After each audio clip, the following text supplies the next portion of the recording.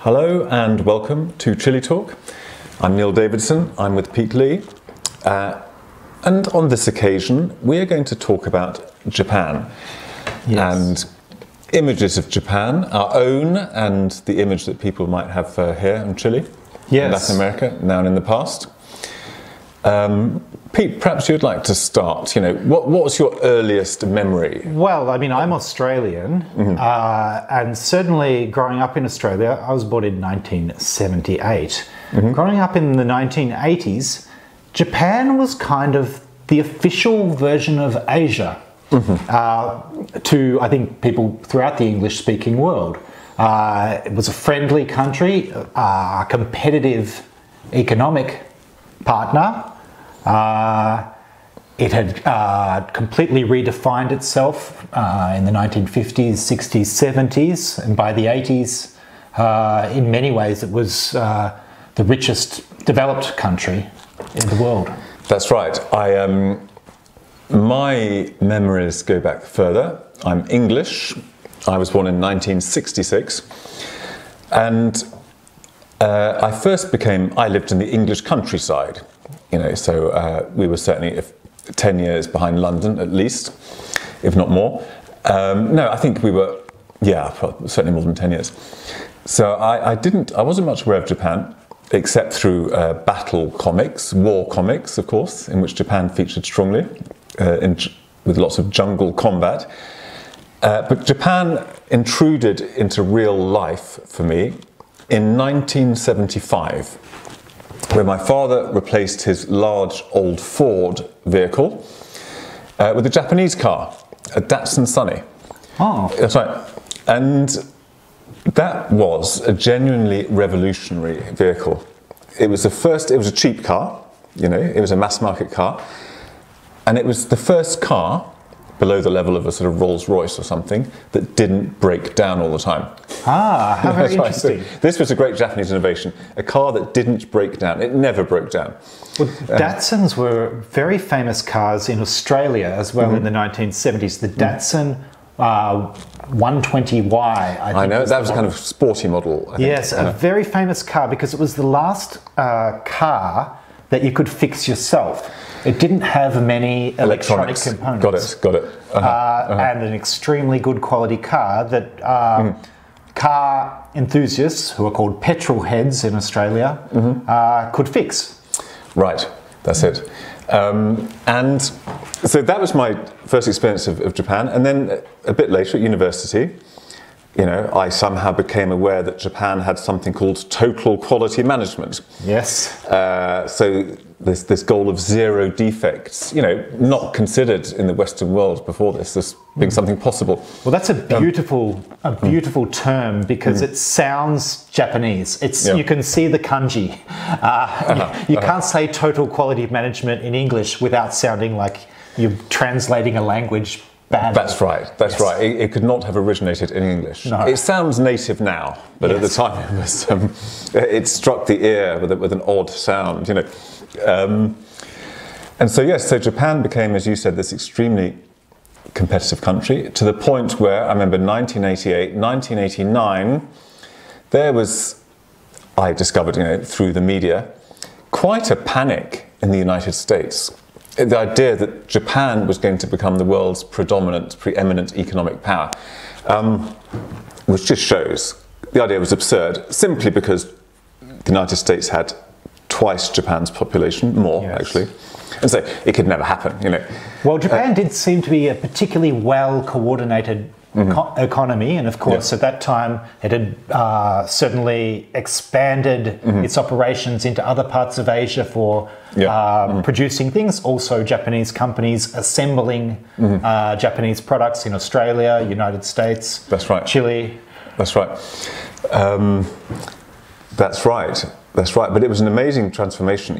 I mean, I say that Datsun Sunny was my first experience of Japan. I think before that, even then, when my father bought it, I remember him talking about it, and Japan still had the image of producing cheap imitations of Western goods. Yes. It was like 19th century Birmingham, 20th century Japan. Tin trays, And this Datsun Sunny proved that Japan had really left that behind, you know. Yes. And then the ascent from there to being this country which seemed to get everything right. This was the terrifying thing about Japan. You know, the Western countries were bumbling about, there were like riots, there was inflation, there was this and that, and Japan just seemed to get everything right, and this was absolutely terrifying. Yes. Well, of course, China wasn't online yet. Nobody had noticed. Obviously, China opened up from about 1978, and Korea, South Korea, was under military rule. It hadn't quite come That's right. out as noticeably as Japan. I learned Japanese at high school. A lot of Australians did. Australia received subsidies from the Japanese government to teach Japanese at school, and a lot of people of my age learned some Japanese. Okay. Yes. And Japan was definitely considered this other. It was very Asian, but it was a privileged kind of equivalence to the West. So it had this funny relationship. I know that in South Africa, under apartheid, the Japanese were classified as white for the purposes of racial separation. Yes, very interesting. So people didn't, and that's kind of extreme case of not, is Japan somehow part of the West because it's a rich country, and then it's clearly in other ways it's not, and it was very difficult to like conceptualize. Well, of course, the whole modernization, the Meiji Restoration from the 1860s in Japan was based on the idea of becoming like Western models, like the United States and the European powers, and that was absolutely accepted as totally fulfilled in the 1980s. Yeah. It was a Western equivalent country. It was not Western. Yeah. It was Far Eastern. Yes. But equivalent, entirely equivalent, maybe even more than equivalent. Yeah, that's right. It's frighteningly more than equivalent. They seemed, a race of supermen. You know. Yes. That's right. And then something happened around 1990. Well, the model proved unsustainable. Well, this is a story that will be well known, I guess, to everybody. Yes. The model proved unsustainable. There had been too much investment in infrastructure and so on. And then, of course, population growth had just suddenly come to a dead stop. Yes. Because of the collapse. The birth rate collapsed at roughly the same time in Japan as Europe in the mid-1970s, I think. Yes. Around about the same time. But of course, there was no immigration in Japan. No. There was nowhere to get extra help. Some guest workers and some discovery of Japanese in Brazil and places, yes. But it was a drop in the ocean, really. So, and then the kind of changing economy meant that the kind of job for life thing, I guess, didn't work so well as it had before. You know. So now we've had really 30 years of stability in Japan. You know, sometimes recession, sometimes not. Yeah. But certainly not the growth that it had been until then, which is very interesting because that came, of course, at the end of the Cold War, which was a big influence here in South America as well. That's right. It coincided, the end of the Cold War, as you pointed out, the Japanese not collapse, but like coming the end of the high growth. And the end of the dictatorship here in Chile. Yes, 1990. And I think, so what Japan, now, you know, Chileans during the dictatorship had fairly limited news of the outside world, really.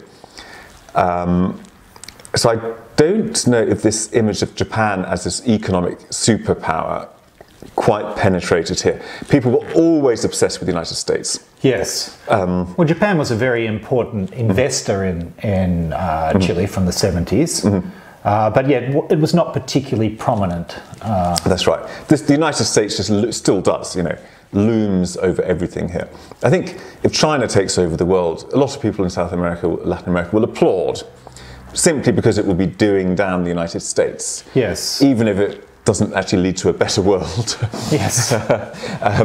They will still applaud it, you know, just to have a change of face at the top. Yes. So I guess what Japan means in Chile is something much more cultural. Yes, and that's been very interesting in Chile. One of the things that's happened as Chile has become wealthier, and we now have a majority of Chileans not growing up in poverty, but in fact in many ways having features of what would be considered middle-class life in other places. Their personal identities are more and more explored. That's right. In interesting ways. That's right. And there are Japanese influences there. Very strong, very strong. I mean, amongst some of the strongest, I think. As well as Korean, of course. There's a huge interest in K-pop and other Korean influences. But one of the features of Japan that, of course, is somewhat imitated in Korea in some respects, also observed in China, where there's a tradition called loving Japan. There's hating Japan and there's loving Japan. Airi is loving Japan. That's considered an excessive behavior of loving all the Japanese trends and so on, like idol culture, for example. And one of the things that's come here in Chile is the idea of otaku, the nerd, which in Spanish traditionally is ñoño. Right. Traditionally, to be a nerd, an otaku is probably even more obsessive than a normal nerd. Traditionally, only the wealthiest people could have hobbies that overtook their lives.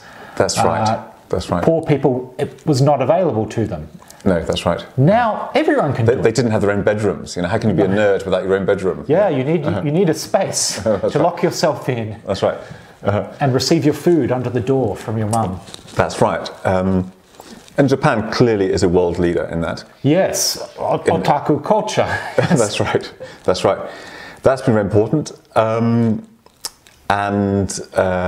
Well, of course, manga has been extremely, extremely important. Yes, a big influence. And Dominant. Actually, an interesting fusion that we've seen here in Chile is something called otakuya. Now, this is otaku, the nerd from Japanese, and queer, which means strange, hen in Japanese, or particularly has to do with homosexuality and other sexual non-conforming practices traditionally. The idea of being a queer used to just mean to be a homosexual male in many English-speaking countries, but now it can be all kinds of different That's right. sexualities. That's And right. So we these have two the come together. otakuya in Chile. Yeah, otakuya. So this is where you A strange mix of Japanese and English. Yes. You know, with a, rather like the restaurants we were talking about. You know. and it's spelt in phonetic Spanish. Right. Otakuir.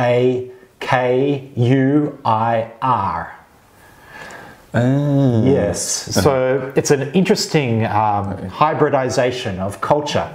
So these people have some kind of identification around a sexuality that doesn't conform with the traditional one, but they're also obsessed with little things, like it might be beads, it might be collecting baseball cards. Yeah. Got it. Or other things. And you know, another trend, which of course is a trend everywhere, which is as you said, the separation of sexuality from reproduction. This is obviously taking place everywhere at more or less the same time. But of course, Japan is a great leader in this as well. Yes. I think it's true to say. Yes. Certainly looked up to by the rest of the world on that front. That's right. That's right. And so, well, you know, that clearly Japan it has shown the way in many quite disturbing respects. You know, these robot priests, so they're now in Buddhism. You know, yes, robot priests and things. But that's you know, there are certain kinds of behaviour which people will look at Japan and say how strange the Japanese are. Things they do, they have like a robot priest in their Buddhist temple. And then 10 years later, it's happening here. Yes. Know? So it proves that the Japanese are not so much, you know, strange and alien as simply ahead of their time. Certainly, obviously, the birth rate being on the floor. It's even worse in South Korea, of course. That's right. Countries that used to have very, very healthy birth rates, the same as Japan, like Chile. Yeah. Now, if it wasn't for immigration, the population would be shrinking. Already in Chile, that's right. Yes. And Brazil has gone. I mean, this is very interesting. I mean, this is a much more general point, but perhaps I could just touch on it. You know, I grew up with the image, for example, of Italians, the big Italian family, tons of children. People still have that image here. I think even in Italy, they still have the image. Of course, it's completely antiquated. Italy has one of the world's lowest birth rates. Yes. And so you look around, you think, you know, can you predict how low a country's birth rate will go, you know, from its culture? And you'd say, well, perhaps not. Look at Italy, you know, it seems so synonymous with big families. Or Mexico, you know, Brazil, these have come right down.